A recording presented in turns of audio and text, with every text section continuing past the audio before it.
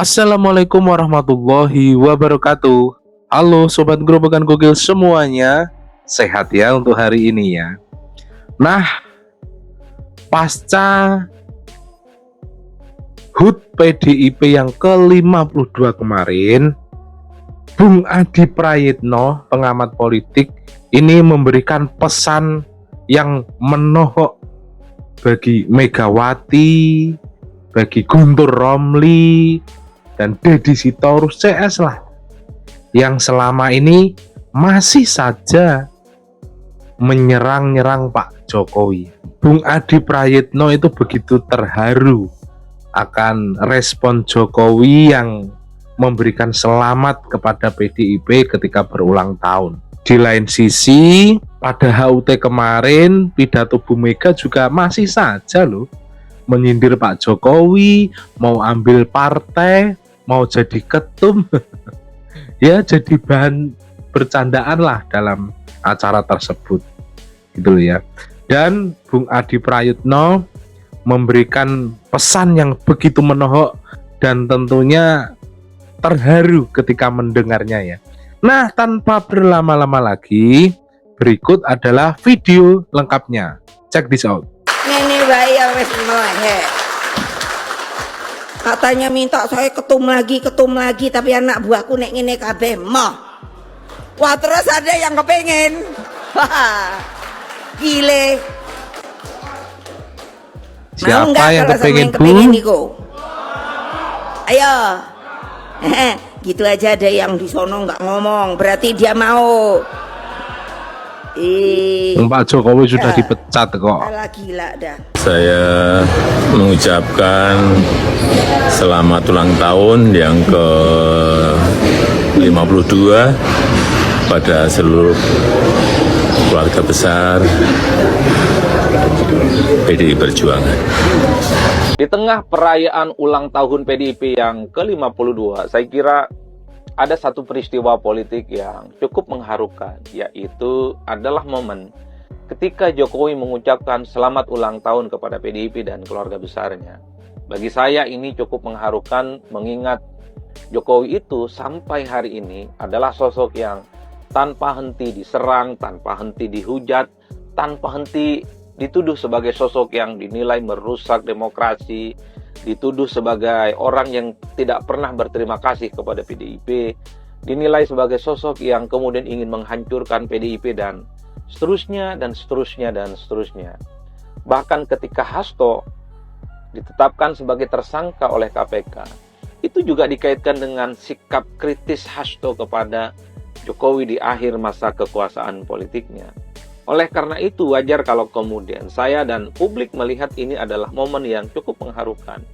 Karena Jokowi masih menyempatkan diri untuk menyampaikan ucapan ulang tahun kepada partai yang telah membesarkan dirinya. 52 tahun tentu adalah hari yang cukup spesial bagi PDIP. Jokowi nggak pernah sakit hati, Bang. Pahit manis perjalanan politik yang dilalui, jalan yang ditempuh tentunya cukup berliku dan cukup mendaki.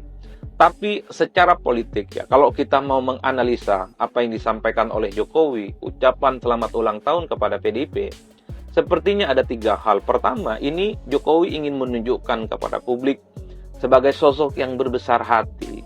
Jadi Jokowi itu tidak peduli sekalipun dirinya dihujat, dicaci maki, dibully, diserang.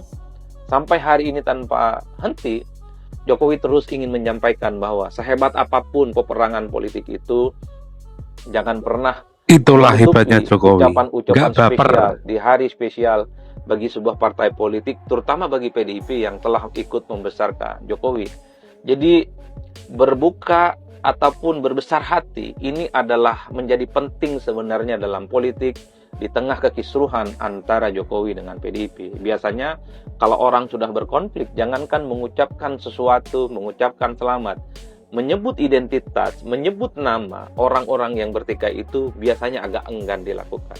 Tapi Jokowi mampu melakukan ini.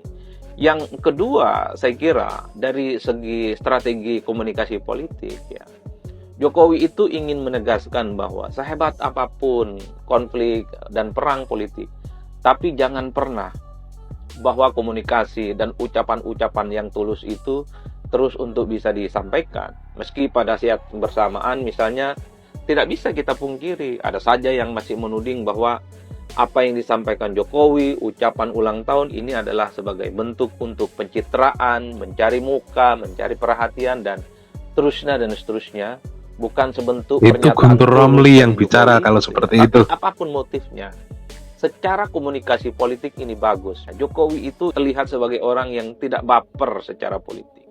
Di panggung depannya Jokowi ingin menunjukkan kepada publik bahwa politik itu tidak boleh dibawa ke hati. Jadi sekalipun begitu aktif diserang, dicaci maki dan dihujat, tapi Jokowi itu ingin menunjukkan dirinya terus tersenyum, kemudian tidak marah, dan terus ingin berkomunikasi dengan partai yang telah memecat dirinya sampai hari ini.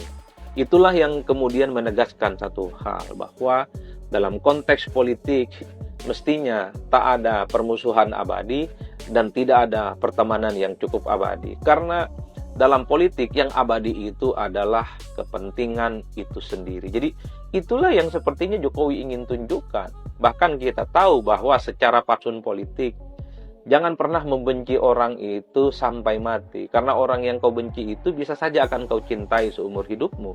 Begitupun sebaliknya dalam fatsun politik. Jangan pernah kau mencintai secara membabi buta seseorang, karena bisa saja orang yang kau cintai membabi buta itu suatu waktu akan menjadi musuh yang kau caci maki sepanjang hidupnya. Jadi ini adalah sesuatu hal yang klise dalam politik. Kalaupun toh Jokowi dengan PDIP itu bermusuhan, ya mestinya biasa-biasa saja. Bukan tidak mungkin suatu waktu Jokowi kemudian ke PDIP, ada momen yang kemudian akan menyatukan mereka berdua. Nah, yang ketiga saya kira, andai ini sejarah bisa diulang, andai sejarah itu bisa ditarik ke belakang, rasa-rasanya Jokowi itu ingin menegaskan, mungkin Jokowi ingin terus bersama menjadi bagian dari PDIP dan terus ingin menjadi kader PDIP. Karena apapun judulnya, tidak mungkin Jokowi itu jadi wali kota Solo tanpa perjuangan PDIP. Karena apapun judulnya, Jokowi jadi gubernur itu tidak mungkin tanpa perjuangan PDIP. Dan bahkan Jokowi itu tidak mungkin bisa maju Pilpres 2014 untuk yang pertama kalinya tanpa tiket yang diberikan oleh PDIP dan seterusnya. Jadi tarikan historisitas ini yang sepertinya membuat Jokowi itu ucapan ulang tahunnya kepada PDIP kan membuat orang itu terharu dan mungkin meleleh. Andai sejarah bisa diulang, bisa ditarik ke belakang, sepertinya Jokowi ingin terus menjadi bagian dari PDIP. Jadi tidak mengherankan kalau sampai hari ini misalnya Jokowi dan keluarga besarnya masih belum memutuskan langkah politik untuk bergabung dengan partai politik manapun. Karena sepertinya Jokowi masih belum bisa move on dari PDIP. Karena tarikan napas, karena ideologinya per hari ini ya, Jokowi itu adalah merah. Kebersamaan selama 23 tahun lamanya itu tentu tidak bisa dihapus dalam waktu sekejap. Jadi 3 hal ini yang paling mungkin ya saya bisa sampaikan terkait dengan pernyataan selamat ulang tahun yang disampaikan oleh Jokowi kepada PDIP. Terlepas apakah ucapan Jokowi itu tulus, hanya sebatas pencitraan, mencari perhatian publik, itu lain hal. Tapi dalam konteks panggung politik depan, Jokowi ingin menegaskan bahwa dalam politik itu ya mestinya biasa-biasa saja dan tidak perlu ada yang kemudian ditarik-tarik ke hati, ditarik-tarik ke urusan baper dan urusan ideologi yang seakan-akan ini tidak bisa meleleh satu sama yang lain. Oleh karena itu, di tengah suasana yang cukup haru ini, saya selalu membayangkan, apakah tidak ada momen, apakah tidak ada waktu yang kemudian akan membuat Jokowi dan PDIP itu islah secara politik? Apakah tidak ada pintu bagi PDIP dan Jokowi untuk melakukan rekonsiliasi politik? Bukankah begitu banyak peristiwa-peristiwa politik di negara kita ini yang dulu teman dan saat ini kemudian menjadi kawan? Sudah banyak contohnya. Contoh yang teranyar tentu adalah ketika Jokowi pisah dari PDIP. Sesuatu yang tidak pernah dibayangkan oleh siapapun. 32 tahun loh. Bersama dengan Jokowi, PDIP kemudian berakhir. Dan yang paling tidak masuk akal juga, tiba-tiba misalnya Jokowi harus pasang badan membela orang yang selama ini 2 periode 10 tahun dilawan oleh Jokowi, namanya Prabowo Subianto diusung menjadi presiden di 2024. Itulah yang kemudian menurut saya kenapa Jokowi itu dengan PDIP tidak akur, tidak islah, dan kemudian satu sama yang lain itu saling berangkulan. Karena kalau kita membaca teori konflik politik, teori pelang politik, tak ada yang bisa diuntungkan dalam konflik politik itu. Tidak ada yang bisa dimenangkan dalam konflik politik itu. Yang menang itu jadi abu, yang kalah jadi arang. Yang menang itu jadi arang, yang kalah jadi abu. Itu kan filosofi politik dalam perang politik. Harus diakui, setelah Jokowi berpisah dari PDIP, kan jelas PDIP itu kalah pilpres, pilegnya kemudian turun secara signifikan, sekalipun PDIP terus menjadi pemenang. Begitupun Jokowi, mungkin dia begitupun dengan Jokowi, sukses memenangkan Prabowo dan menjadikan Gibran sebagai wakil presiden. Tapi ingat, Jokowi dan keluarga besarnya tak lagi menjadi bagian dari PDIP, dipecat dan diberhentikan secara tidak terhormat. Inilah yang saya kira bahwa pertempuran dan konflik politik itu tidak akan menguntungkan kepada siapapun. Jadi pikiran liar saya itu kadang berandai-andai.